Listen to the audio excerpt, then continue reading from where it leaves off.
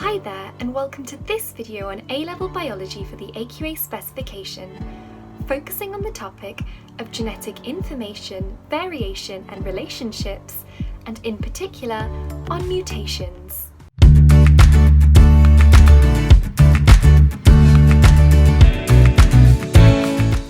I'm Manisha from StudyMind, where we help you to revise A-Level Biology with our helpful video tutorials tailored to your subject, your specification, and to you. If you're new here, please make sure to click that subscribe button. And whilst you're watching, feel free to leave any comments down below of anything you're unsure about, and let us know if it's your first time watching so we can send you our free revision resources. We also have helpful timestamps to guide you through the specification. So, let's get started.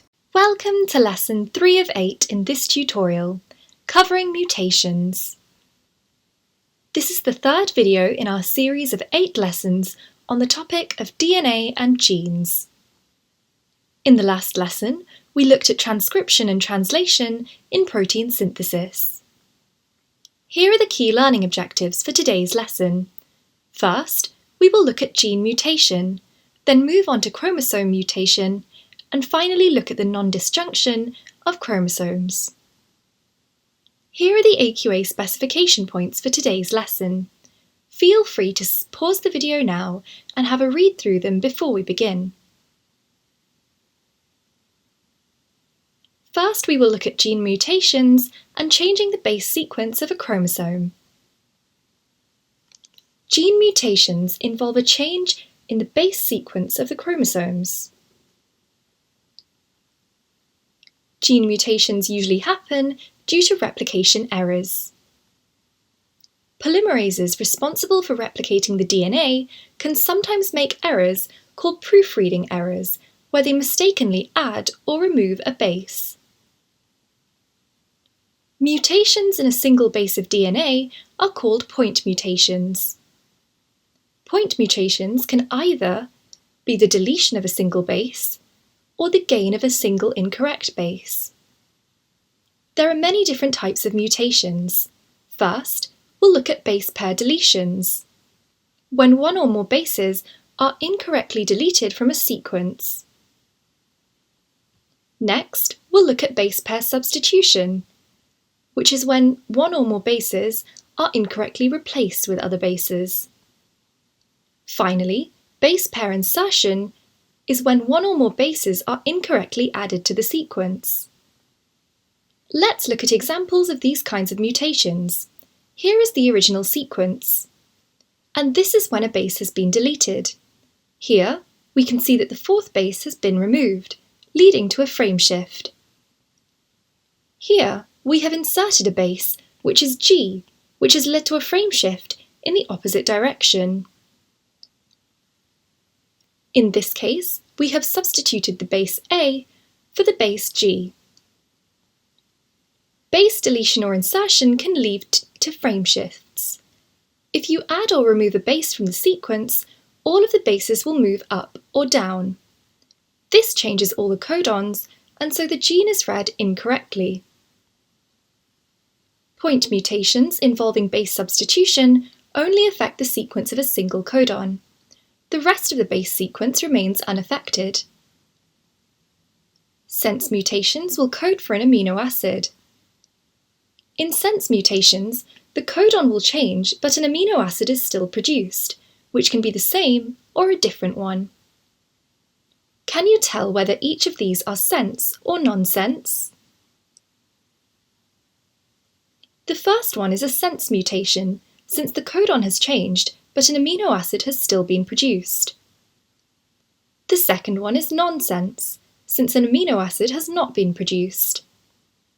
Again, the next one is non-sense as well. And the final one is a sense mutation. Codons are triplets of bases in DNA. A mutation in the third base of a codon has a minimal change on the amino acid that has to be encoded.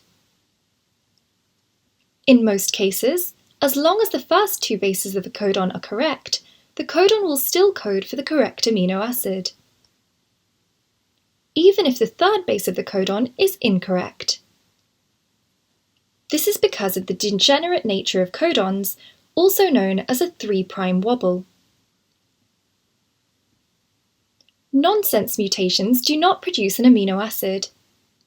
In nonsense mutations, usually a stop codon is coded for, which leads to the production of a truncated or shortened protein.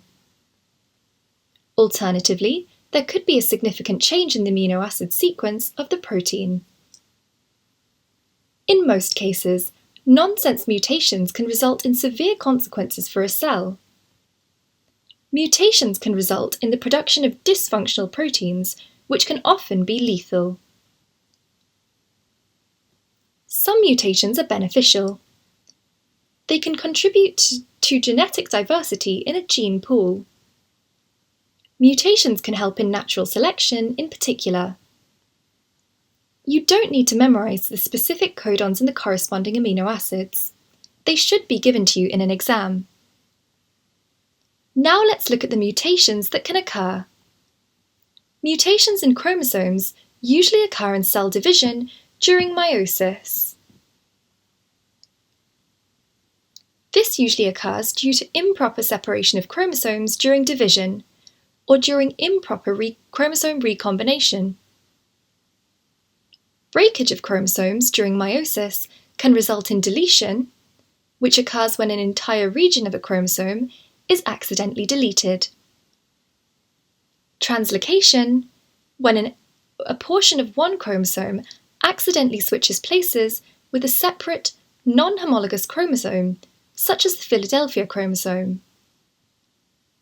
Inversion, which is when a portion of a chromosome can break and rejoin into the original chromosome, but after inverting itself, resulting in a change in sequence. Or duplication, when regions in the chromosome become duplicated. Here's a summary of all the mutations. Non-disjunction of chromosomes happen during meiosis I, shown on the right, and meiosis II, shown on the left. Mitotic mutations are not very harmful. The cell can undergo apoptosis after detecting genetic abnormalities.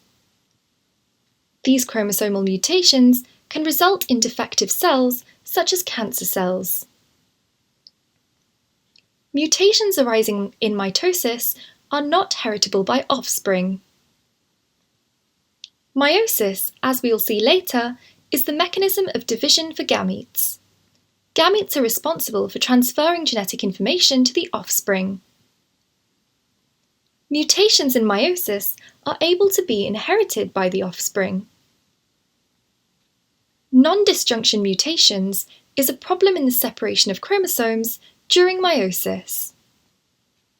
This can result in the loss of an entire chromosome in one daughter cell and the gain of a chromosome in another daughter cell. There is a problem in the separation of chromosomes during meiosis. Down syndrome occurs when there is an extra chromosome 21. The sex cells of one parent can have 3 copies of chromosome 21, resulting in an offspring with 3 copies of chromosome 21, leading to Down syndrome. We've now completed both the learning objectives for today's lesson. Feel free to skip back through the video and re-watch anything you didn't understand. We've now completed Lesson 3. If you enjoyed this tutorial, make sure to subscribe by clicking down below and leaving a comment of the topic that you'd like to see a video on. Click here to watch the rest of our videos in our A-Level Biology series, or visit our website, studymind.co.uk, for past paper compilations by topic and specification.